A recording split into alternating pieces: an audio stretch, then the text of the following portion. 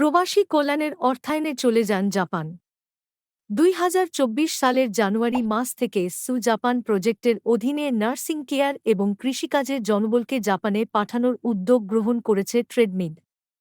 এর পরিপ্রেক্ষিতে মটস এবং সাউসন সিস্টার্স নার্সিং কলেজে জাপানি ভাষা প্রশিক্ষণ শুরু হয়।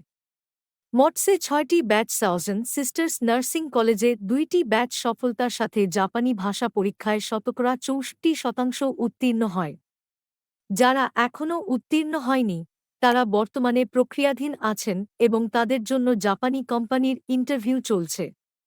এসএসডব্লিউ জাপান প্রজেক্ট কনস্ট্রাকশন পেশায় নতুন প্রকল্প শুরু করতে যাচ্ছে ট্রেডমিড। রিস্টা কাওয়াই জাপান ট্রেনিং সেন্টারে আগামী মে মাস থেকে জাপানি ভাষা এবং কনস্ট্রাকশন স্কিল শেখানো হবে।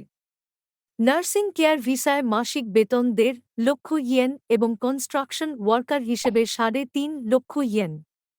রেজিস্ট্রেশন করতে নিচের লিঙ্কে ক্লিক করুন।